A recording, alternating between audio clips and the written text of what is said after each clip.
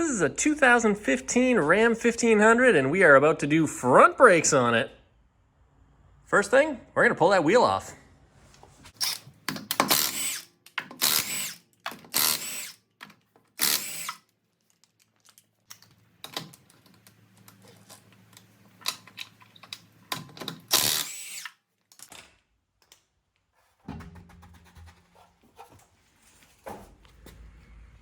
Right here and right here, you're going to notice these little clips.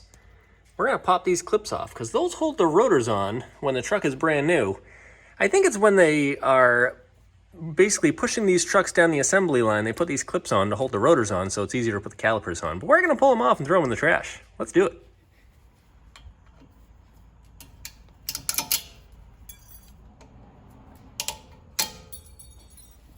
Done. Over here on the back side of the caliper, we've got a bolt here and a bolt down here. Now those are both 13 millimeters and we're going to pull them out because that's what holds the calipers on the caliper brackets.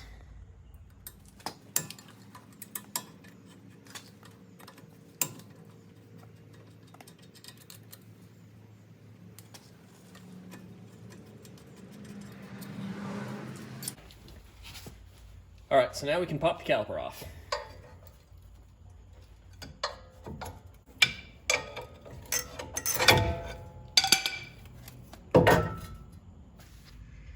So, it looks like these pads are actually not in terrible condition. They're actually nice, evenly worn, a little dusty, but yeah, they actually look pretty good. However, we're going to replace them anyways, because that's what we're doing. So now, we are going to pull off the caliper bracket, which is this bolt and this bolt. They are really tight, so make sure you use all your muscles.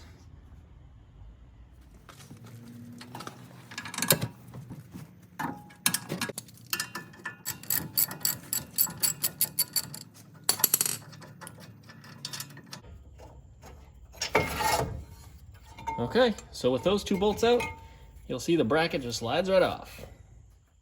Now it's time to remove this rotor, and chances are, yep, it's stuck on there. So, what we'll do first is we'll spray some rust penetrant in there, a little in there, and around the edges. That might help us out. If not, we'll go to plan B. So the first thing I always try is I hit in between here, in between the lugs with a hammer, and hopefully the rotor will pop off. If it doesn't, well, we'll see what happens then.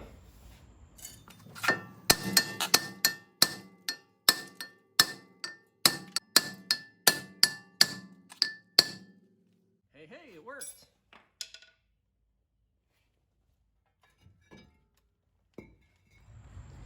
So we've slid the new rotor on there, and now we got to get the caliper bracket all cleaned up and some new brake pads put in it. So let's do that.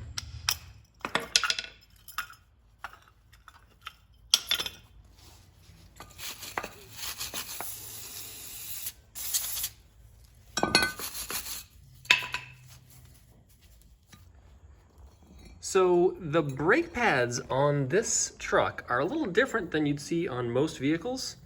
Basically, you take the little clips that come with the pads and you put them on the ends of the pads, and then you slide the whole assembly into the caliper bracket, assuming you can get it to line up properly. Let's see if I can do it. There we go.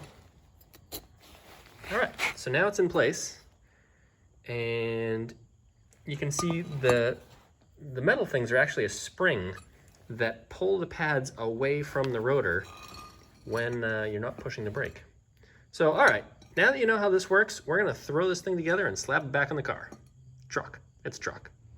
So the bracket's now on, and what I always like to do is I always like to make sure that the pads will slide properly back and forth in the bracket, because sometimes you put pads in and they end up getting stuck in the bracket.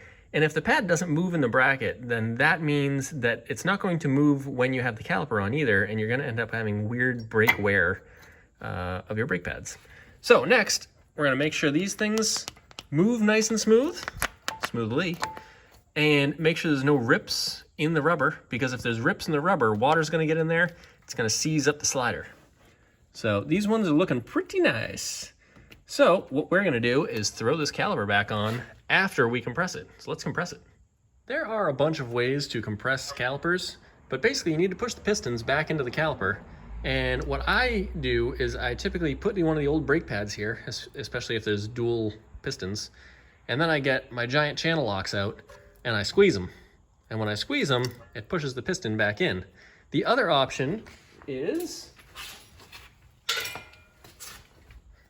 a large C-clamp. If you get a large C-clamp, you can basically just clamp right here and you can push the pistons back in that way. So I'm gonna push these pistons back in and then we'll install this caliper. Nice. So now we can slap this thing. Ooh, good catch. Then we can slap this thing on here, but it's tough to do with one hand because the other hand's got the camera. So now I'm going to squeeze these two pads together and put the caliper over the pads, and then I'm gonna put the two bolts back in to hold the caliper to the bracket. So let's do that. So we're all back together now, and the caliper is able to float back and forth, which is exactly what you want.